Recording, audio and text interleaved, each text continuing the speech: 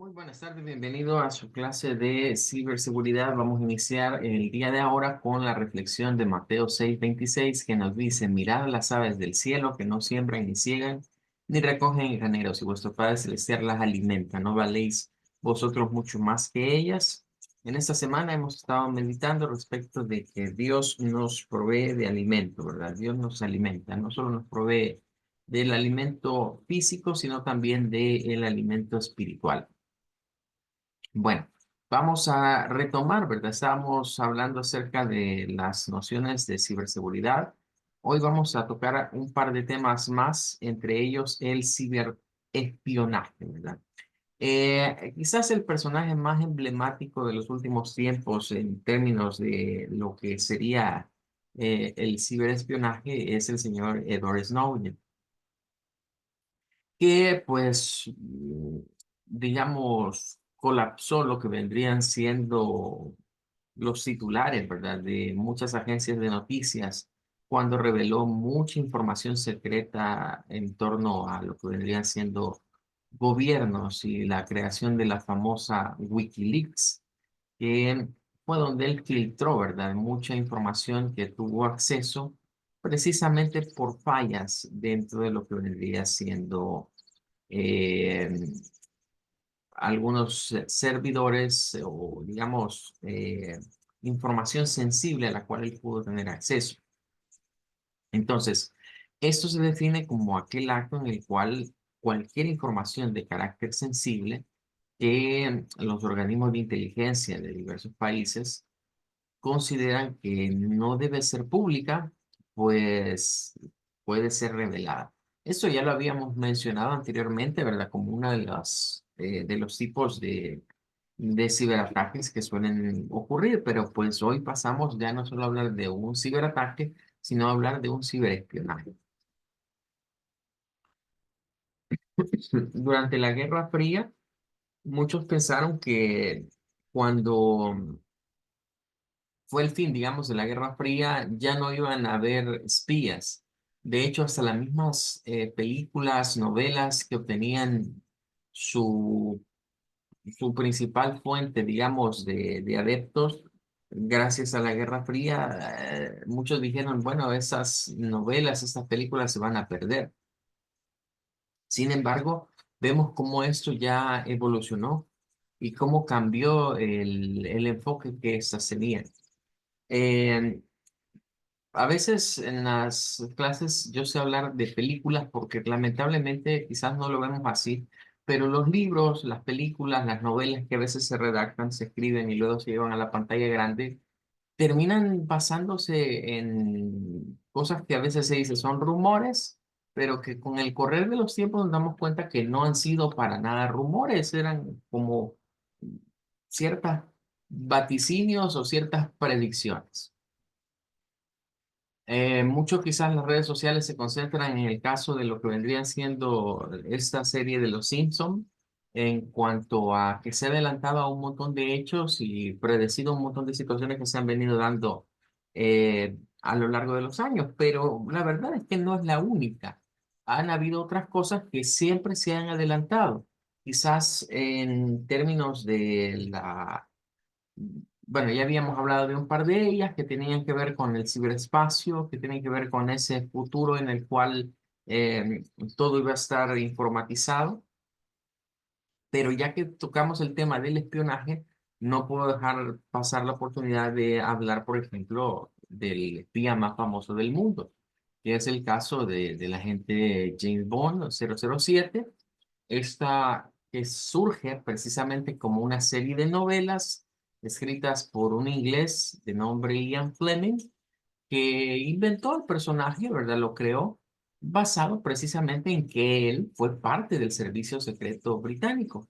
Y pues en su mundo ya retirado comenzó a escribir estas novelas, las cuales pues una casa productora detrás del cual existe un productor principalmente que es el señor, o era mejor dicho, el señor Albert Broccoli, decidió llevarlas al cine, a la pantalla grande y desde los años 60 cuando se introduce la primera, digamos, producida por la Metro Goldwyn Mayer, que es el Doctor No, pues el James Bond a cargo de Sean Connery se volvió muy famoso.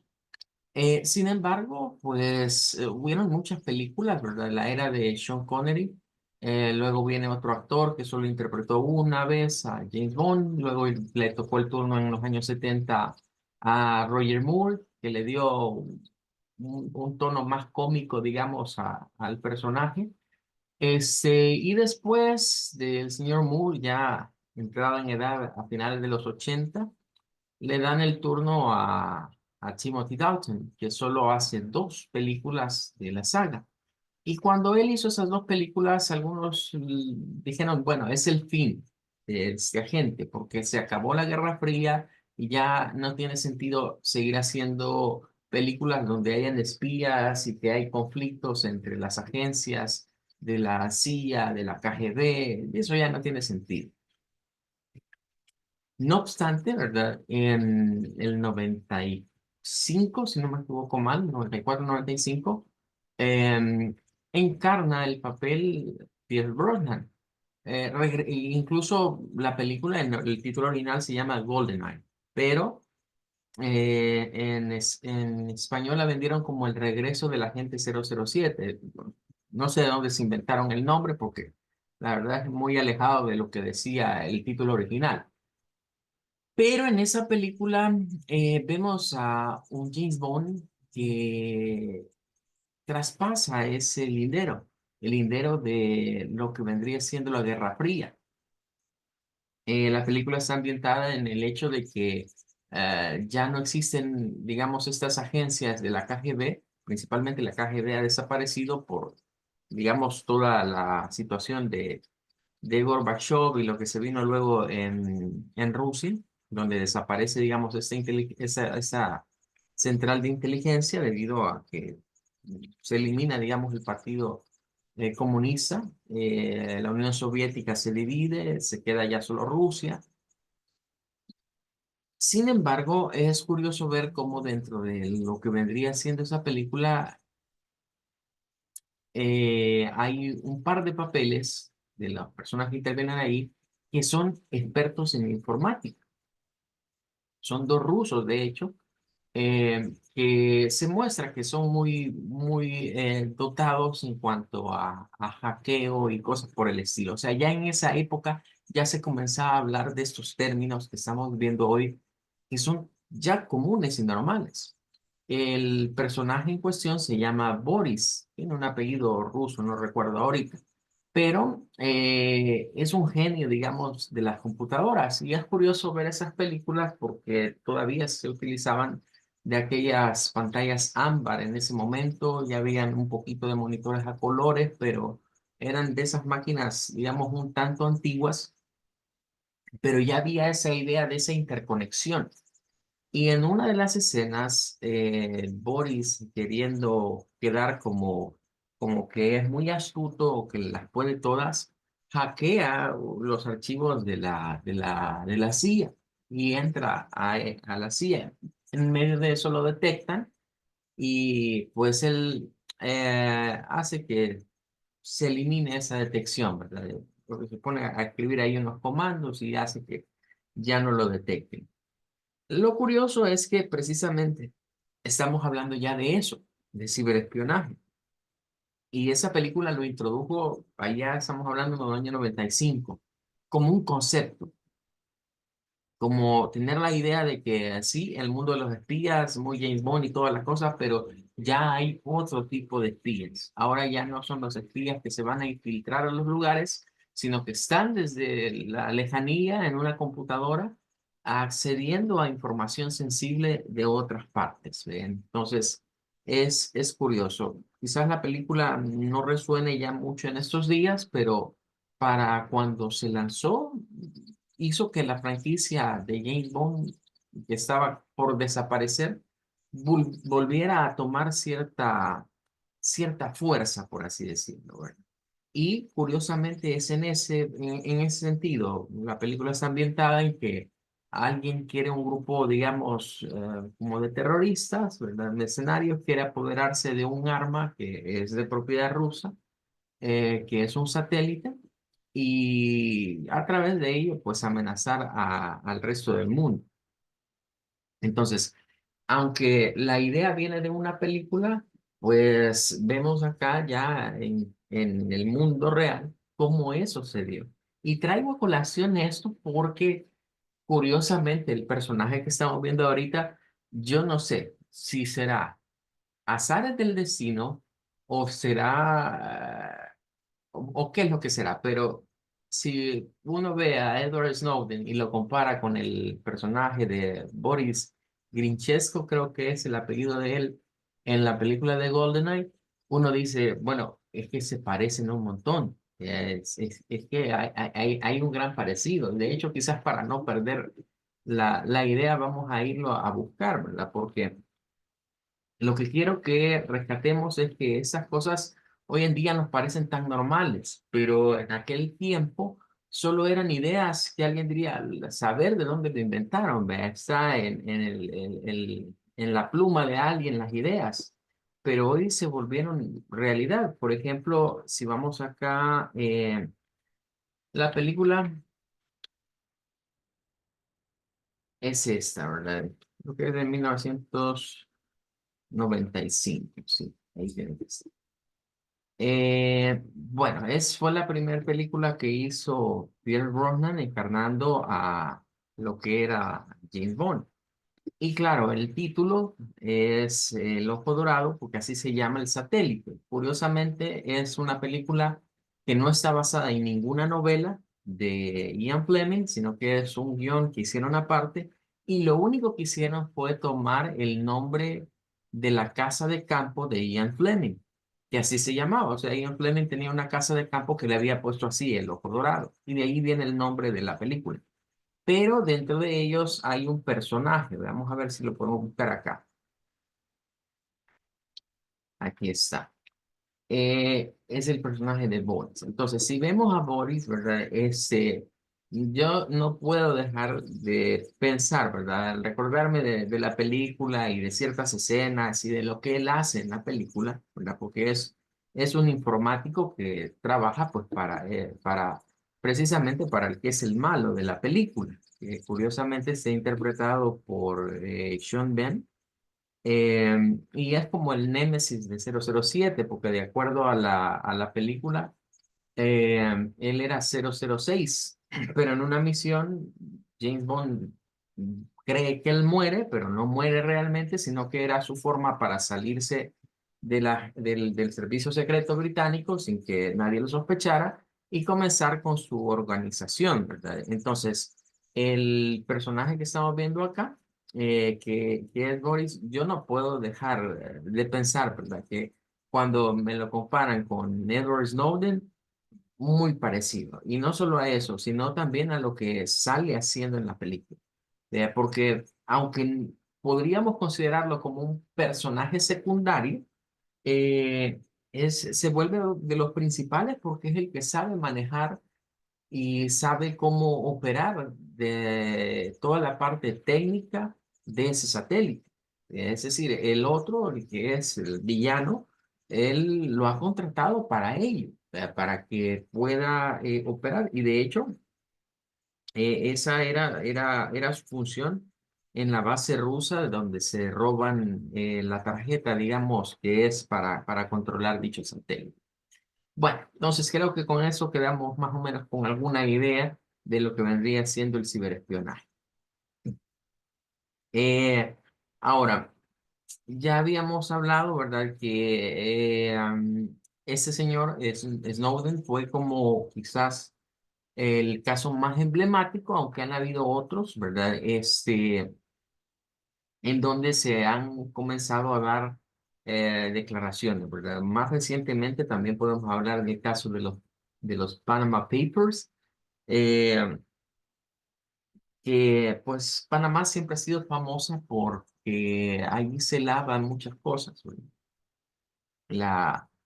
La economía, digamos, de Panamá es fuerte en términos del canal de Panamá, digamos que es uno de los puntos claves de ellos, pero también se sabe de que hay muchos eh, digámoslo así, muchos empresarios que abren empresas de repente ahí que no son empresas que estén obteniendo ganancias reales, sino que son empresas para lavar dinero. Se han vuelto, eso es tan así que incluso hay los nombres de algunos salvadoreños involucrados ahí, de algunas de las familias, digamos, que durante un tiempo manejaron acá eh, bastante dinero, pues se vieron untadas también en eso. Entonces, todo esto, ¿verdad? Es esta parte. Pero aquí viene algo importante. Y es que nos dice que el ciberespacio ahora se ha vuelto un escenario de una guerra. Recuerden que estábamos hablando de la Guerra Fría, que muchos decían, bueno, con el fin de la Guerra Fría se acaban esas cosas. Ya no habrá más pleitos, ya no habrá más discusiones entre los países. Sí hay conflictos, ¿verdad? Es decir, vemos conflictos actuales como el caso de Rusia, Ucrania, China que tiene su conflicto con Taiwán. Está Corea del Norte, ¿verdad? Que amenaza ahí a cualquiera que se le quiera oponer. Irán también, ¿verdad? Que está con aquello, con ese conflicto que tiene mucho tiempo, sobre todo de esos países, digamos, de corte musulmán. Bueno, conflictos han habido, pero quizás no de la magnitud como para escalar a una guerra mundial, a una tercera guerra mundial. La ONU, desde su fundación, ha buscado, ya sea por medios pacifistas o por medios, digamos, un poquito más como con un arco tenso, ¿verdad? Es decir, o te estás quieto, o yo tengo este arco aquí con el cual te puedo amenazar, y por eso el ejército de los cascos azules de la Unión eh, de la ONU, pues es un ejército que amedrenta a cualquier país, ¿verdad? Sin duda. Creación de la OTAN y, bueno, han habido un montón de cosas que han buscado evitar que la escalada de conflictos lleguen a otra situación como la que se vio, digamos, en la época de la Primera o Segunda Guerra Mundial. No obstante, hoy nos encontramos en un nuevo escenario. El ciberespacio ha creado un nuevo conflicto y podemos hablar ya de un nuevo escenario de guerra. eh, ya todas aquellas tácticas que eran traídas por los países para eh, intimidarse entre ellos, amenazar, dominar unos con otros, han evolucionado y han llegado hoy a la parte digital. Por eso hablamos ahora técnicas de ciberguerra, en donde ya esto es un conflicto diferente, el uso del ciberespacio, la información que se encuentra, la manipulación de la información, porque ese es el conflicto principal. Dentro de las guerras anteriores, los mass media o los medios masivos, pues eran la televisión, la prensa escrita, la radio. Pero hoy los medios masivos de comunicación actuales son las redes sociales. Entonces, en las redes sociales se puede manipular el ideario de una persona, el ideario de un pueblo, el ideario de una nación. Em, Mediante videos, mediante imágenes, eh, las cosas pueden ser difundidas de una forma, digamos, un tanto no muy ética, sino más bien en términos de que, bueno, voy a infundir temor, voy a sacar esa noticia de esta manera, voy a amedrentar a las personas de cierto país con estas imágenes, voy a desinformar. Y ese quizás es el elemento clave en esa parte, porque entramos a una cultura de la desinformación. Estábamos acostumbrados a informarnos a través de los medios de comunicación, pero hoy con la llegada de las redes sociales y las famosas noticias falsas, lo que encontramos hoy ya no es información, sino que es desinformación. Que las personas piensan que están siendo informadas, pero lo están se les está dando una información falsa, una información que no es verídica. Y claro, todo el mundo la cree. Y recordemos que es vital entender cómo la propaganda mueve a las personas. Y para ello vamos a traernos a colación algo un antecedente que a veces se pasa por alto porque quizás no hay personas que lo hayan experimentado como ellos lo experimentaron. Y me estoy refiriendo al hecho de que cómo es posible que durante la Segunda Guerra Mundial Adolfo Hitler haya convencido a millones de alemanes, y no solo alemanes, sino austriacos también, unos cuantos polacos también, a ucranianos también, porque recordemos que parte de las filas de las SS del ejército alemán durante la Segunda Guerra Mundial eran habían ucranianos. ¿Cómo es posible que esa persona haya puesto a toda una nación, a toda esa gente, a cometer los actos que se cometieron en aquel entonces? A llevar a ese genocidio, no solo, digamos, judío, no solo lo que denominan como el holocausto, sino también a otros grupos étnicos, ¿verdad? Porque eso iba dirigido no solo contra ellos, sino que eran los principales, pero habían otros grupos étnicos en medio. Eh, ¿Cómo fue que la propaganda nazi fue capaz de lavarles el cerebro a los alemanes para que apoyasen tal proyecto? Em, bueno, ahí es donde vemos cuál es el efecto de la desinformación. Y es precisamente porque el ministro, imagínense, para que Adolfo Hitler haya tenido que nombrar a un ministro de propaganda, que fue Joseph Goebbels, o Joseph Goebbels, como sería en alemán, este, ¿qué importancia no tenía la información que se le pasaba al pueblo o la forma en la que se dominaba la mente del pueblo? Es obvio que era parte importante. De hecho, muchos podrían pensar, bueno, después de Hitler, ¿quién tenía el poder? Pensaríamos que quizás algún general, algún militar era el segundo más poderoso en Alemania después de Hitler, pero curiosamente no. Era Goebbels el más poderoso después de Hitler. ¿Y precisamente por qué? Porque era el ministro de propaganda nazi. Era el ministro que se encargaba de ser el vocero, de ser el anunciador de todo. Y no solo eso, sino de coordinar la información que se le daba a conocer a los alemanes. En cierta manera, allí es donde lograríamos quizás entender cómo fue que este señor pudo captar a la atención de una nación. Hay muchos reportajes, hay muchos documentales que hablan respecto de cómo Adolfo Hitler fue perfilándose. El caso de Adolfo Hitler se parece mucho al caso de Donald Trump. No estoy diciendo que Donald Trump vaya a hacer lo mismo que Adolfo Hitler, no, no es eso, sino que me estoy refiriendo a la forma en la que se manejó su campaña política. Cuando Donald Trump quiso ser el candidato por los republicanos la primera vez, aplicó una estrategia muy similar a la campaña que aplicó lo que sería Adolf Hitler cuando él llegó a ser presidente. Recordemos que Hitler jamás pasó por un proceso electivo, es decir, no fue que los alemanes votasen en algún momento masivamente para que él fuese el presidente.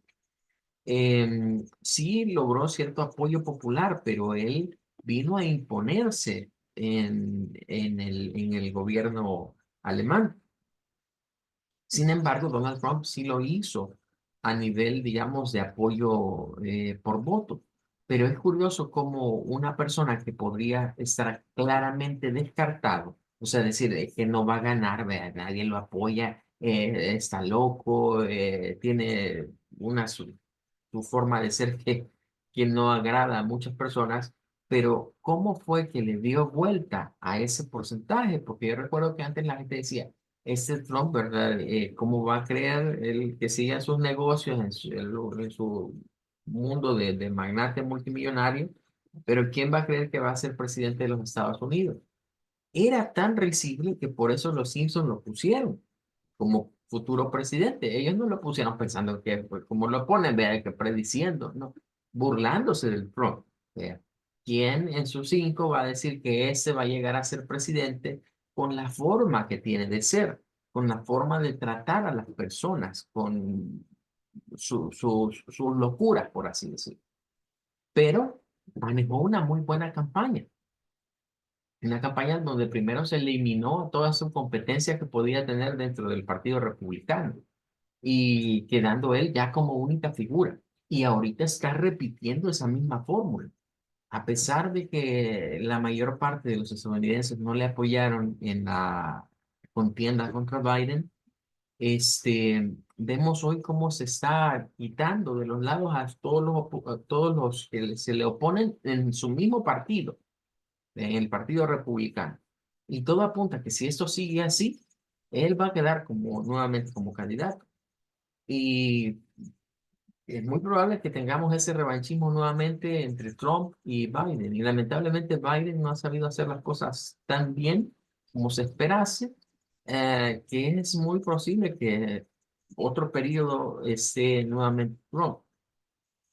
Bueno, son dos fichitas especiales realmente para los norteamericanos, que es un país que ahorita se encuentra viviendo un montón de conflictos. Pero regresando al punto, tanto el caso de Hitler como el caso de Trump son evidencias de una muy buena campaña de desinformación, no de informar a las personas, sino de desinformar.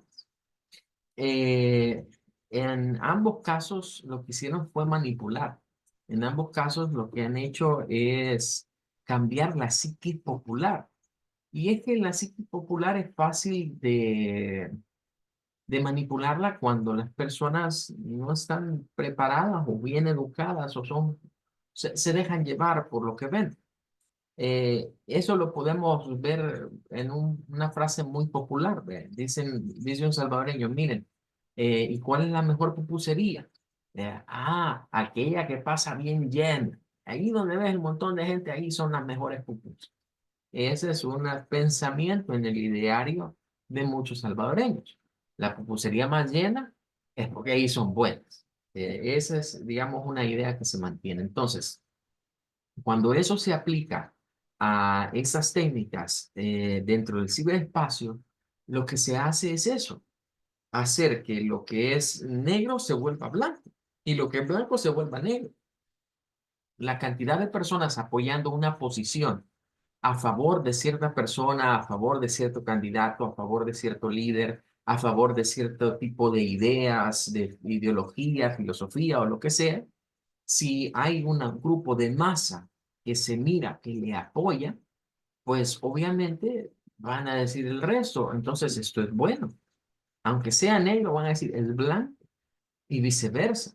Si se le opone a alguien, ¿verdad? O se le pone o se le presenta esa cara de que esto es un fracaso, eso no sirve, eso va aquí, va allá, y eso se respalda con una buena masa de personas, de comillas, de personas, digamos, apoyándolo, pues la gente va a decir, eso es malo.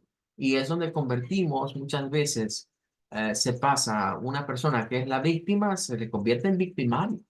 Y al que debería recibir el castigo se le convierte en inocente. Y es parte de estos linchamientos populares que se dan precisamente por la manipulación. Manipulación. De, y eso en Hitler, en Trump, y yo me atrevería a decir, también se ha dado aquí en nuestro país, en El Salvador, eso de eliminar a la competencia, o sea, de que el que va contra el que quiere estar en el poder, el que tiene el dominio, el que quiere anclarse en el poder, busca eliminar a sus competidores. Adolfo Hitler lo hizo muy drásticamente. De ahí él literalmente los mandó a asesinar. A todos los que tenía, digamos, el partido socialista, en aquel entonces alemán, los mandó a asesinar. Y eso está ahí pues, evidenciado históricamente. Trump hizo casi lo mismo. Y aquí en nuestro país pasó un fenómeno similar. ¿verdad? Si no recordemos la campaña que se tuvo, no esta, sino la anterior, en donde se vio un fenómeno parecido.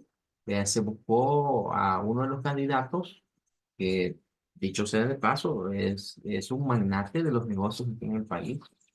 Y tonto no es, ¿verdad?